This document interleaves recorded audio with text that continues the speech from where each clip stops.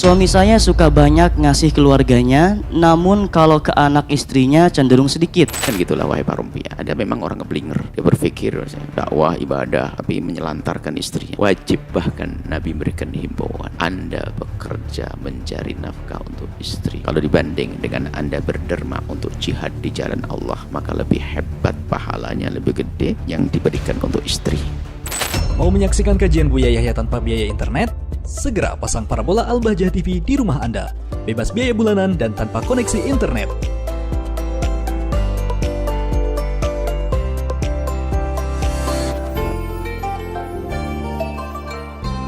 Assalamualaikum Buya. Waalaikumsalam warahmatullahi wabarakatuh. Saya hamba Allah ingin bertanya. Dari tausiah Buya yang saya dengar, istri tuh harus nerima dengan nafkah dari suami walaupun sedikit. Dan ngedukung suami jika ingin ngasih ke keluarganya. Tapi Buya, suami saya suka banyak ngasih keluarganya, namun kalau ke anak istrinya cenderung sedikit. Bisa ngasih ke ibunya untuk arisan, tapi buat beliin sepatu sekolah anaknya aja susah. Sampai istrinya harus jadi buruh nyuci dulu untuk memenuhi kebutuhan anaknya. Itu bagaimana Buya? Syukron. Assalamualaikum warahmatullahi wabarakatuh. Assalamualaikum warahmatullahi wabarakatuh. Pertama, kepada para suami, Anda punya kewajiban memberikan nafkah. Menafkahi istri dan anak. Itu diutamakan menafkahi istri itu.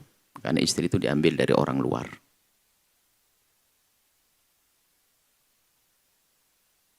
Maka jangan sampai ada suami yang ongkang-ongkang. Tidak beri nafkah, sering hadir pengajian. Wah ini, tersesat itu orang. Ngaji paling senang, paling rajin. Istri yang ngadu nih, di pengajiannya Buya Yahya lagi. Wah ini, enggak bener Anda itu. Kerja ke pasar sana. Wajib memberi nafkah istrimu. Ngaji sekedarnya untuk bisa fardu ain. Jadi ada nggak boleh kita menyanyiakan istri. Apalagi nanti wah ikut pengajian sana sini, istri yang suruh kerja ke pasar. Ya ini keblinger. Dipikir dia wah sudah hebat. Wah. Datang minta istrinya untuk dakwah ini, untuk ikut pengajian. Ya ini laki-laki model apa itu? Bukan laki-laki dia. Perempuan hanya nggak begitu. Perempuan dimuliakan rumah. Jangan gitulah wahai para rupiah. Ada memang orang ngeblinger. Dia berpikir dakwah ibadah tapi menyelantarkan istrinya. Wajib bahkan Nabi memberikan himbauan. Anda bekerja mencari nafkah untuk istri. Kalau dibanding dengan Anda berderma untuk jihad di jalan Allah, maka lebih hebat pahalanya, lebih gede yang diberikan untuk istri. Di mulut istri. Dalam hadis disebutkan begitu. Baik, kemudian istri, tolong yang faham dong. Yang terpenting dan wajib adalah mencukupi kebutuhan Anda. Yang wajar dong. Jangan biasa dengan foya-foya. Ada istri nggak cukup terus. Akhirnya nuntut, akhirnya suami nggak bisa berbuat banyak. Artinya kalau suami Anda sebulan dapat 10 juta, bukan harus 10 juta untuk Anda. Bisa saja yang dibutuhkan 1 juta bagi Anda. 9 jutanya gimana? Suka-suka karena mungkin dia punya anak yatim, punya ini. Yang nggak benar istri itu melarang suaminya berbuat baik. Sampai ada istri pertanyaannya aneh. Buya, suami saya kayak punya istri 2.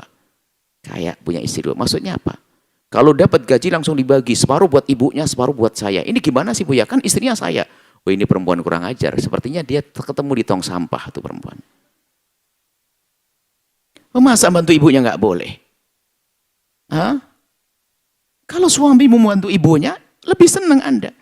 Bahkan kalau saya, biarpun sebetulnya secara nafkah wajib asas ya untuk sinambungan hidupnya. Memang istri didahulukan daripada orang tua. Tapi ini kan istri sudah dikasih. Tadi pertanyaan istri sudah dikasih cukup. Masih bingung. Tadi kan ceritanya istri sudah cukupi nafkah.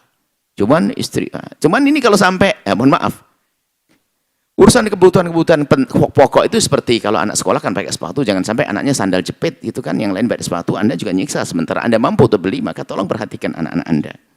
Anda boleh berbuat derma, berbuat baik dan sebagainya. Akan tapi tolong jangan ditelantarkan anak-anak. Jadi ekstrim, berlebihan itu nggak boleh. Dia senang berderma sampai keluarganya tidak mendapatkan apa-apa, nggak boleh. Atau berlebihan dengan keluarganya sampai nggak sempat dia berbuat baik. Karena apa? Khayalannya nanti untuk masa depan anakku bagaimana ini. Nggak sedekah-sedekah. Wah ini kacau ini orang. Beri untuk anak wajar sewajarnya. Sebagai layaknya orang yang sepadannya dia. Harus beli sepatu, belikan sepatu. Beli ini sepeda dan sebagainya. Selebihnya Anda suka-suka berbuat baik. Dan Anda harus punya kebaikan dong. Tapi kalau ditanyakan sampai beli sepatu aja nggak bisa. Tapi sering bagi-bagi ke sana kemari, nggak benar itu. Beli sepatu nggak bisa, sampai istrinya harus kerja, cuci dan sebagainya. Nggak begitu wahai hamba Allah.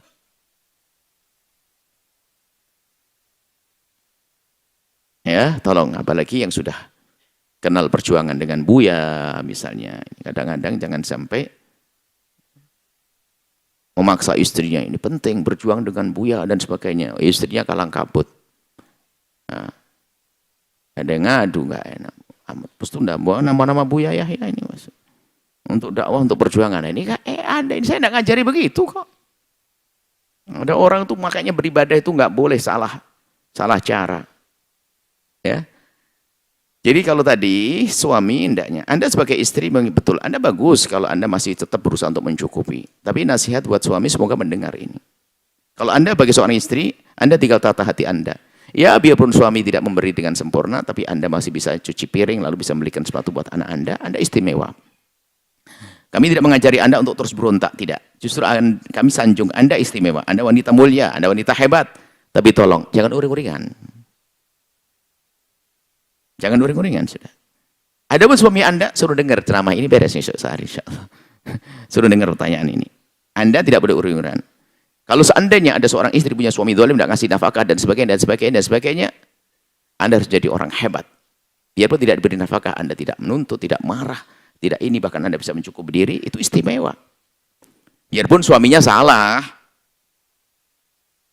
Kami tidak mengajari tuntut-menuntut kok. Kami akan mengajari bagaimana semua sabar. Semua bisa bersyukur. Semuanya bisa tabah. Nah, seperti itu ya. Jadi kalau ada suaminya kok kurang memberi nafkah, ya sudahlah Anda mencukupi. Baik kekurangan itu karena zalimnya sang suami, atau karena memang suami tidak mampu, apalagi di saat suami tidak mampu.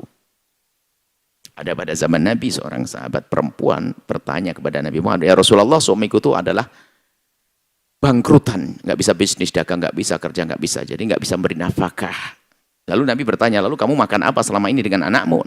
Perempuan itu menjawab, kami ada kebun korma, sisa kebun korma, kami bisa makan. Ya kata baginda Nabi, kalau memang suamimu tidak beri nafkah, benar-benar nggak ngasih nafkah, maka ada pilihan. Pertama adalah kamu minta cerai. Sebab kalau suami nggak ngasih makan, nggak beri nafkah kepada istrinya, maka istri boleh minta cerai. Karena apa? Kalau makan nggak bisa ditunda begini, Neng, makannya minggu depan, Neng. Nggak bisa.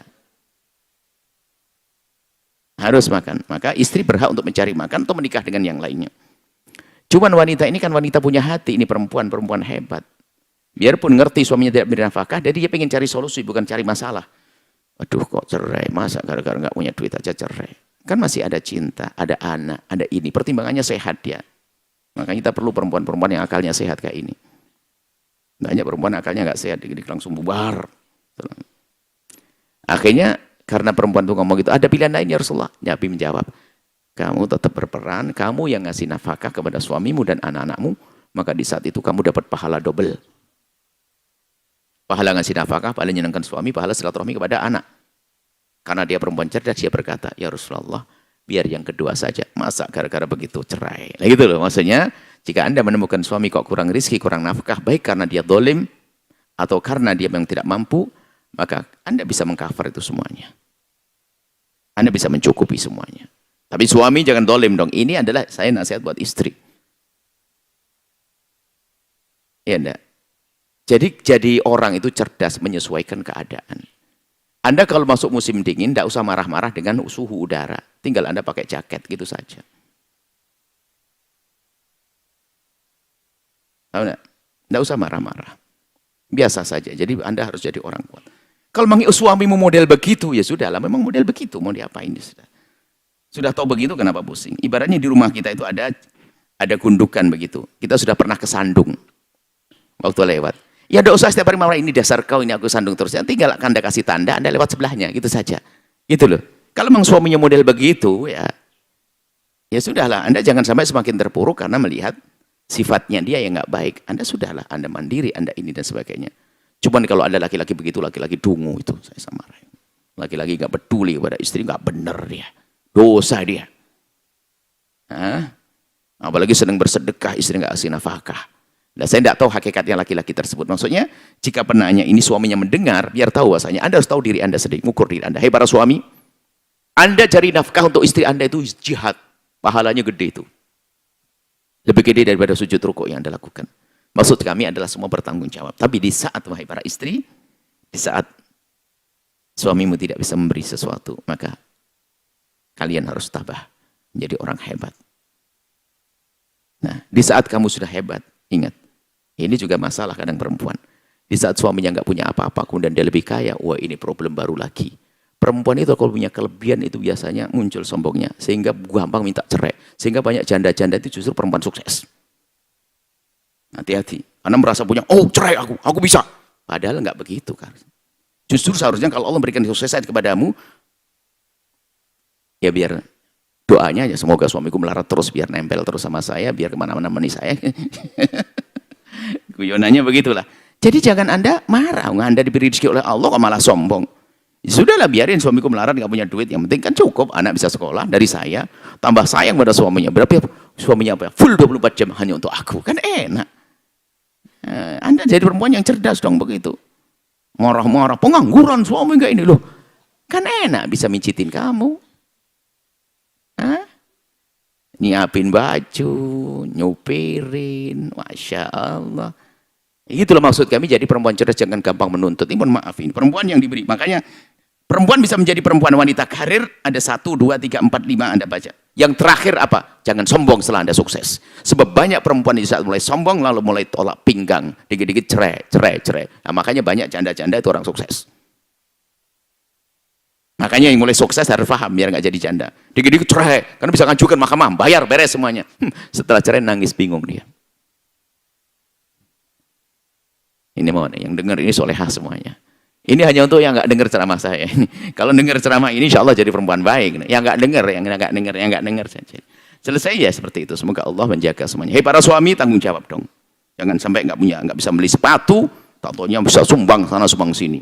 Bantunya ke Al-Bahjah lagi. Anda ini nggak benar. Ya, urusi anakmu dulu. Urusi anakmu.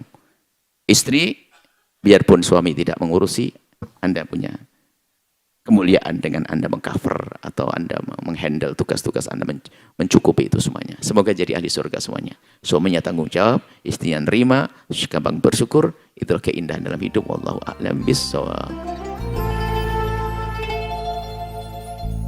Sahabat Al-Bahjah TV, setelah menyaksikan video ini, jangan lupa bersolawat kepada baginda Nabi Muhammad.